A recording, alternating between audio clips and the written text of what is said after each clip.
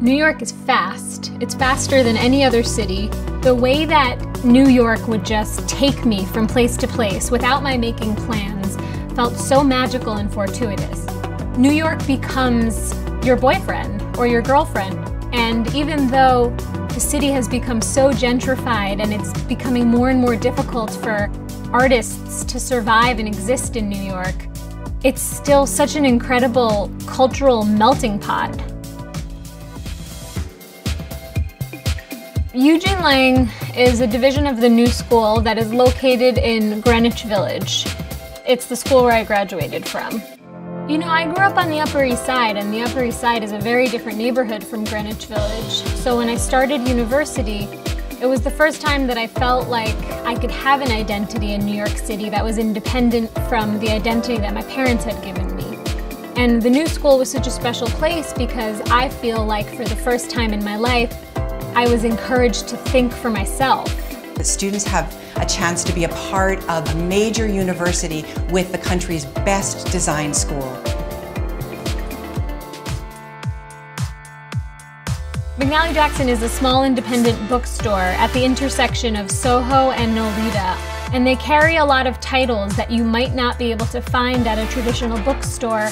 After I moved downtown, I went through a phase of spending every single weekend at McNally Jackson.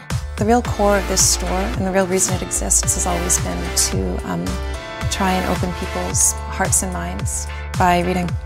The most seminal books that I purchased from McNally Jackson were anything by David Sedaris, Consider the Lobster by David Foster Wallace, a book by George Saunders called The Brain Dead Megaphone.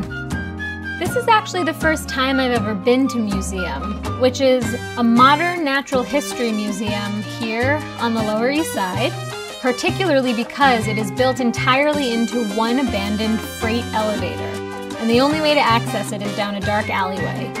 Within the very small museum, there are also very, very tiny exhibitions, and one that's going on right now is called Unintentional Villains. We'll find objects that unintentionally ended the lives of people. I don't want to leave this museum without making a small contribution, so here's my shoe. Hope I didn't kill you. So we are ending this journey at Jack's Wife Frida, which is one of my favorite restaurants in New York City. It's been around for about 6 years, but this location on Carmine Street is just about 2.5 years old. The owners are a lovely, lovely, very hospitable couple, one from South Africa, one from Israel. And I think what they really wanted to do was build a location that felt like an extended living room, like you were at home. I'm Dean, this is Maya. Jack's Wife Frida, it's more than a cafe or a restaurant. It's almost, we feel like it's a way of life. And they have a cocktail named after me, which I creative directed. Margarita Medine.